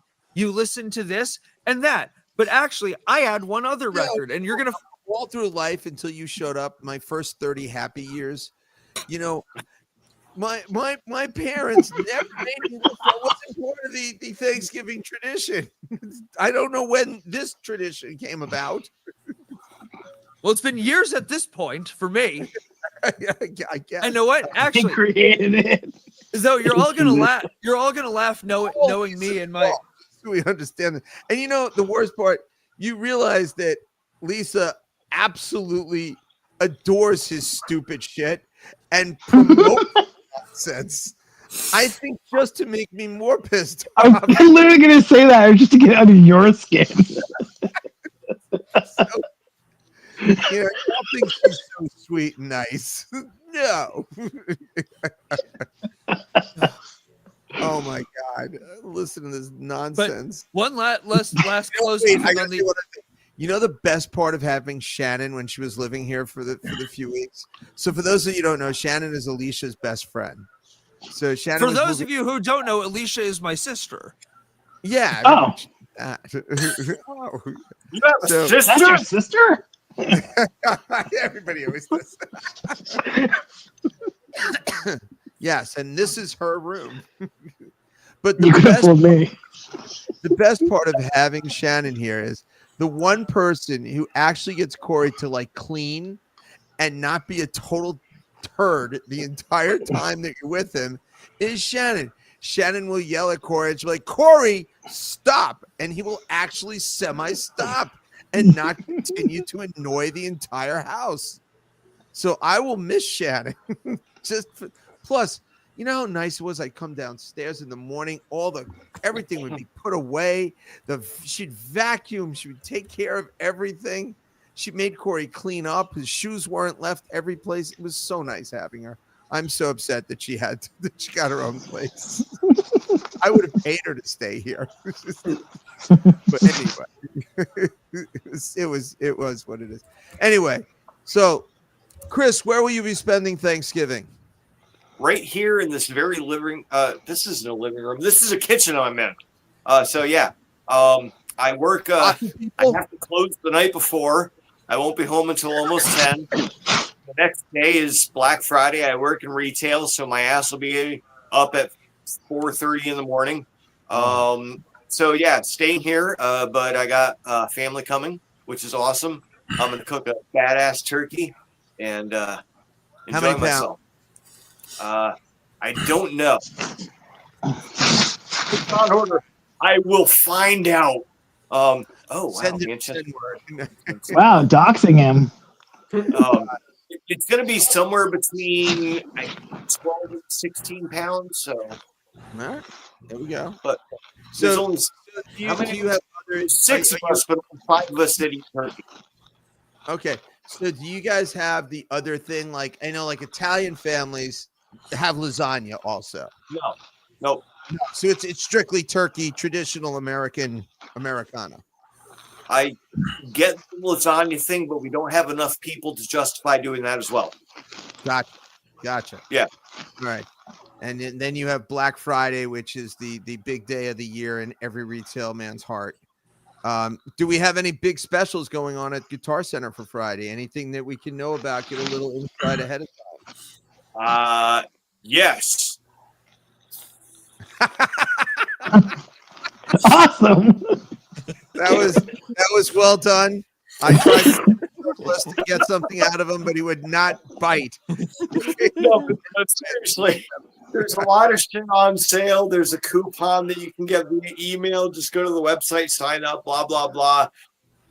Buy shit for me so I can make money, please. Yes. He wants another strat. Right. Yeah. Manchester, Connecticut, the greatest salesperson in the entire chain between Guitar Center, Musician's Friend, Music and Arts. There is only one man you should go see. His name is Chris Spotta. He's on the top right corner over there. Go see him. He will hook you up. And he'll make sure you buy the right instrument. He won't just shove you with something you don't need. So that's the other key. Zach, what will you?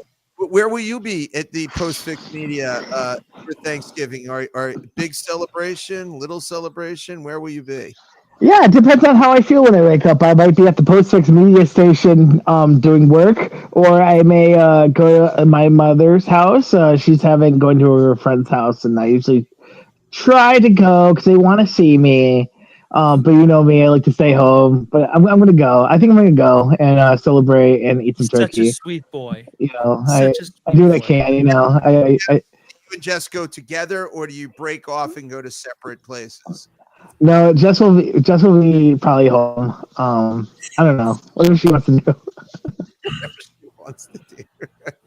I love your. He's a smart man. You know, your mother would appreciate it if I was more like Zach. I think because he wants to be alone a lot, and I'm like, go everywhere. Wait, I'm not gonna drag somebody somewhere where they want to be, and like she's her own person. Like she can make her decision. I need to hold somebody's hand. I have to at least. I don't want to make her suffer through sitting with my mom and her friends for hours. Come on, that's half the fun watching. Yeah. I find it funny and entertaining. So, all right. By the way, anything to plug besides Postfix? Let's see. You would think I wouldn't have known this was coming. Let's see. I posted some. I went to the Webster and shot DC Wolves. Shot some wolves. Rounded up Wolfpack. No, it's on my website www.postfixmedia.com. I have a photography. The shots there. I'm trying to think of anything I actually have coming up that's worth like promoting. I'm gonna get the date wrong, and that's the worst part. But you can go to my Postfix Facebook group and check it out. There's a collective coming up. I want to say it's at the Marigold on December 12th. I'm gonna be. It's a they're like soundscape, like horror soundscape and Viking tribal stuff like that. There'll be an interesting performance over at the Marigold. I'll be shooting that. RPM Fest just released. They put up their applications and they have all their promotion going on. So I definitely recommend if you're into metal going to rpmfest.com and checking that out. They're looking for volunteers for next year's event. It's always a fun good time. And that's what I have. All right, and then start working on the birthday bash of Corey to get it together. I can't until your sound guy delivers me some audio. All right, well, I will bust Cliff's ass on that as well. Yeah, I know it's like 3 hours of audio, so I'm not rushing him, but yeah. And he's got to get the new album out, the new single out too. Yeah. So I'll let him work his magic. For Thanksgiving, I'll just going to a small family gathering the day of, and then visiting with friends and extended family the day after. So nothing extravagant, just traditional foods at both. Nothing extraordinary. Do you guys do more than the turkey, or do you do? No, there is Italian in my family, so we do tend to lean towards Italian foods. But for Thanksgiving, it's usually traditional turkey and such. Before I explain the link Corey just put up, I do want to tip my proverbial hat to Zach, who, in case nobody else noticed, started tonight's broadcast wearing one sweatshirt, removed that partway through, and ended by putting on a different sweatshirt, which is the most Mr. Rogers thing you can do on a broadcast. And hey, I didn't think I was going to be able to forgive him for spending half this episode making brownie and cheese paninis, but he managed to pull it out. And would you? I kept it entertaining. Yes. Won't you be? Won't you be? It was. Won't you be? So the link I asked Corey to put up is, I do still have my DaveShinComedy.com site. I am starting a new endeavor in comedy. I'm going to be continuing to do my independent stuff, but I'm also helping start a branch of a comedy fundraising organization that's about 10 years old. They're based out of Rhode Island. They don't have too much of a presence in Connecticut, but the idea is if you want to put together a comedy fundraiser night for any cause, whether you're raising money for a school sports team, a Moose Lodge, your church, your family's medical expenses, whatever, you will reach out to myself as a branch manager. I'll help you put the event together, organize the night for you, and hope to bring in a lot of funds to raise money for your cause. The organization's been around for a little more than 10 years. They've raised more than $12 million for a wonderful variety of causes, mostly in the Northeast, but they have chapters in like Florida. They're kind of around the country now. I think Nashville, actually, they just opened something up down in the Tennessee area. So I'm going to be hoping to bring this brand to the Connecticut area. And if you know anyone who's looking to raise funds and would like to do a comedy night, I'm going to be the person to contact. So there's I love this, Dave. This is amazing. Really I also still need a day job. This is unrelated to that, but I'm still looking for that. But this is something else I'm investing my time into now. So, ladies and gentlemen, please. Philanthropist. Day job as well. He is. Look at this man. He's intellectual. He's smart. He's handsome. Yeah, come on. And he knows martial arts, so he can protect you if you need it. So it's basically all the above. Just stare daggers at people. That's more effective. I even felt safe walking in Bridgeport with him. Come on, this is a man. Yes, and that's my regular website. Thank you, Corey. All right, James, where are you? Where will you be? Do you have to now do the two family thing for Thanksgiving? This Thanksgiving is a no family thing because I am in Bristol working. For the first time ever, I'm working on Thanksgiving. Ooh. Unfortunately. What time do you get done? I mean, like, what's the shift? My shifts, man on the cell. basically, ever since I started, has been from 7 p.m. to 4 a.m. Had the late night shifts basically for the last 4 months. Ooh. So let's just say that my physical mentality and my mental mentality, I've kind of dipped a little bit. But I'm hanging in there though, otherwise. So you try to do like the day after Thanksgiving. I work the day after Thanksgiving as well too. So this week, nothing to Thanksgiving for. No, no, except for the only thing that ESPN is offering me is a free meal because I have to work on Thanksgiving. So that's something I guess I can look forward to. But this is also the first time I've ever worked on Thanksgiving before, so it kind of sucks for me. But I also think about like the healthcare workers, the frontline workers that work every holiday. So I'm like, right. Yeah, I got nothing to complain about. I used to play football in every single Thanksgiving. I hated that as well because it was cold. Yeah, they would drag the band out and the football players on Thanksgiving, the freezing cold, and then you drag your parents out. They're all pissed off, exactly. And then your football team would lose. No, my football team did not lose. That's yeah, you didn't go to. You went to a different school. As did I mention earlier? Wantagh High School again won the Nassau County Championship this weekend. You might have mentioned that. Yeah, I might have said something about that. Oh, there it is. That's what I've been waiting 4 months for. Got to get it out at least once tonight. I know. I guess I could bring out some good news. I'm off next Monday, and then after that, I'm back and working on Mondays. Oh, nice. We got to have a big show next Monday as well. Unfortunately, sadly, yes, but and we can I'm talk trying about to stay consistent with that show. Can we also talk about the one quick mention that Brian Cashman might be the worst general manager in all of baseball? That he offered Trent Grisham the $22 million deal is the dumbest thing, and he didn't think he would take it. How stupid is he? Now the Yankees are stuck with a $22 million fourth outfielder who can't hit above 240. Well, it's amazing. Yes, I understand. I understand he hit 35 home runs last season. I mean, some of those home runs he hit was clutch, but he was non-existent. He is not a $22 million player. That was the stupidest move. Whoever thought that he was going to – one, you had to pay a first-round pick for him. There was no way he wasn't taking that offer. But I just needed to throw some Yankee horror stories out there. It's all right. Corey Michael Riemann. Yes. Is he in trouble? He's always in trouble. I mean, when am I not? My life is trouble. My existence is pain. So someone Gotta will explain yell. the mustache. Yes. So, yeah, that mustache is just dreadful. I mean, 70s porn ended in the 70s. I mean, it's just terrible. With that attitude, sure. Yeah, right.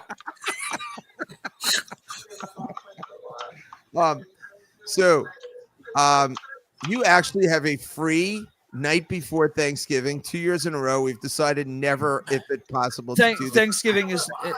Thanksgiving is an ever thing, and I'm only doing every other New Year's Eve. I've determined. I'm taking. I want every other New Year's Eve, but No. But the night before we decided 2 years ago not to do the night before Thanksgiving anymore because it's just it is so Thanksgiving's horrific. my favorite holiday, and I don't want it ruined by being exhausted from the night before. There's chaos. People end up in jail, in the hospital. It's I have ended up in a few bar fights on the and I'm getting too old for bar fights. What's the Don Henley song, the New York Minute? Someone's going to emergency. Somebody's going to jail. Yeah, so in a New York Minute. Ooh, everything is changing. We generally had gigantic nights when we've played on the night before Thanksgiving, but it sucks. No one wants to be there. Which is a good thing. So we're going to take a little break, have a nice Thanksgiving. We will have now it looks like we're having a bigger meal than we thought. So oh wow, we decided to do Friends Thanksgiving years ago. And Dave has been over our house for other family things. We because I don't know how many years ago it was. My parents were still alive. Lisa's parents were still alive. And to go to Long Island on Thanksgiving is one of the going to Long Island any weekend is horrific, right? It's just terrible. But it's especially terrible to go on Thanksgiving. So the last one we went to, it almost took us 5 hours to get to Williston Park. Oh my God. Yeah, it should be a 2 hour and 15 minute if everything goes great. So 3 hours would be, I want to kill myself, but 5 hours. And I had to be in the car all 5 hours with Corey. I need to say that as well. So, although I will say Corey falls asleep in the car, so he's actually. Yeah, so you're just making up bullshit at this point. All right, but I'm not in a good mood to begin with. 5 hours in the car. When are you ever in a good mood? But anyway, we get to my mother-in-law's house. Everybody is mad at you at this point, right? Because everybody had to wait for food. And by the way, they didn't wait for us either. They started without us. Oh my God, really? Oh. Yes, they did. That's a spat in the face moment. So you go, we catch up, we eat a little bit. I gotta leave because I have my family. I now have to go to Wantagh to go see them, or Belmore. My sister was hosting. My mother-in-law, may she rest in peace. What do you mean you're leaving? You got here late and you're gonna leave already?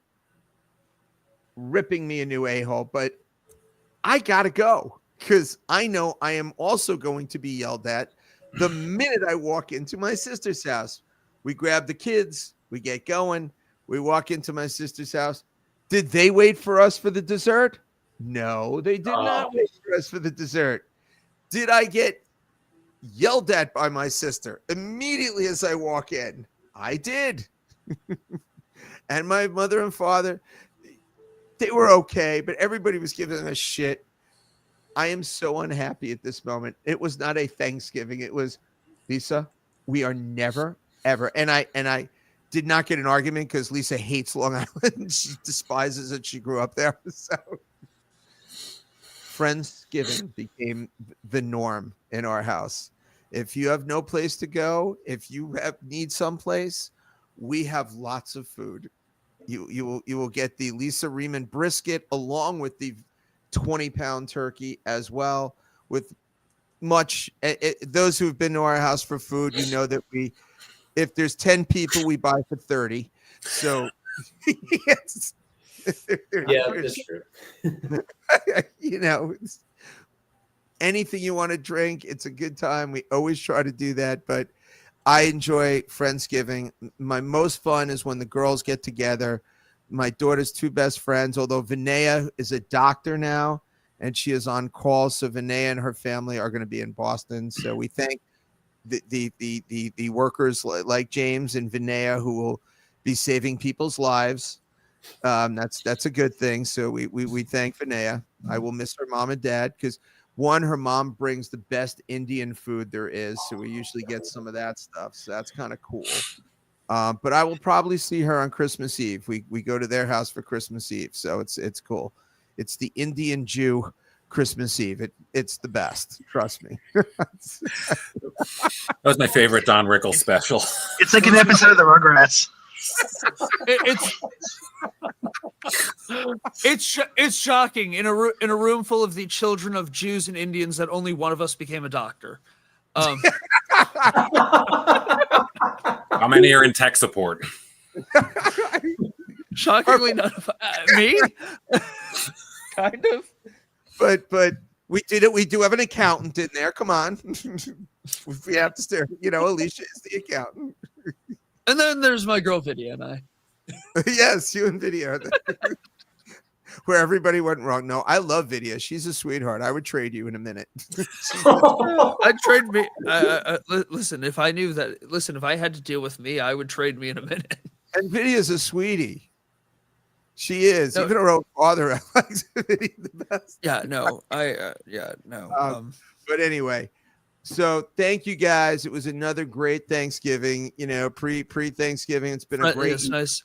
Dilem-Monday Friendsgiving. And I'm sorry we missed the last few weeks because I do enjoy Monday nights. But it is what it is. So we will do Dilem-Monday. We will talk about. James will fill us in what it was like to work the graveyard shifts 2 nights in a row.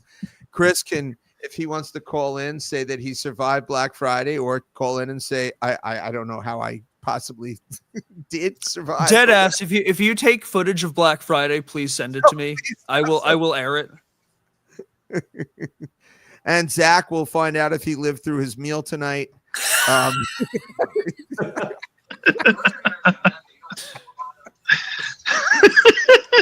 Let's all pray for Jess for a moment, having to deal with that. We should pray for Jess every day. She lives with Zach. So poor thing. Do with me every day. God. All right. Everybody, thank you as usual. Corey, take us out. I love all of you. I'm very thankful for this show, for the people on this show, the people who actually take the time to listen and comment and do all of those things. I hope everyone has a safe holiday. Enjoy the company with one another. May your arguments be ones that you remember fondly and laugh about. May the love you share be love that you endure and feel in your worst moments, to remember that things can be okay. Eat well, do well, don't drink too much, and everyone has a couch. Don't go somewhere where you shouldn't have. And Dershawn, let's get Dershawn his visa with the Dershawn. Yeah, we never talked about Boy Throb, and I'm really upset. I'm really upset. We still have 7 minutes. Real quick. Everyone, I want you to go onto Instagram and go look up the new hottest boy band, Boy Throb, who are trying to get their 4th member, Darshan from India. So they need 1 million views on their 1 million likes on their Instagram. Followers on their TikTok to get Darshan from India to America. If we're going to take 2 minutes to go over, tell everybody what chord is. Creative opportunity in recording, development or distribution, depending on which service we're doing that day. We do music retail. We will help. You're planning a concert, we'll help you do that. You're opening a venue and you need sound, we'll do that. You're trying to do this, that, or the other thing, baby, I'm here for you. So we do work with Postfix. We work We work with Postfix. We work with the people. All the things that you're not going to normally get from your wonderful guitar center salesman like Chris. All those other weird things that you're not going to grab them from us. We love him. This man has sold over $1 million this year. It's great. We love that. And by the way, just and Zach will attest to this. I will look up and see what the products are, and I will tell you to go to Guitar Center and see Chris, because there are certain things that just make sense to go to Guitar Center. You want to play it first. You want to look at it. There are other things on some of the brands that Guitar Center won't sell. You know, like a close guitar. You want a carbon fiber special order that's going to take 2 months. You want to see me on that. You know, there's certain brands like Court, Dan Electro, and things like that you're not going to have as big a selection on. Then we do a good job. And we, as far as sound equipment goes, we have every single major sound from QSC to EV, and we can get it to you immediately because luckily, you know, it's right here, the Cheshire TMP warehouse. Don't so tell if you everyone need it everything. same day. We can make it happen. So, all right. But, okay. Can you at least save being Santa Claus on the Miracle of 34th Street for our Christmas show? Okay. Yes. All right. Yeah, we told you to go to Gimbals. Yes. With that in mind, everybody, yes. Donate to your local food bank. Enjoy every sandwich. We will catch you next week for more Dilem-Monday. I love you all.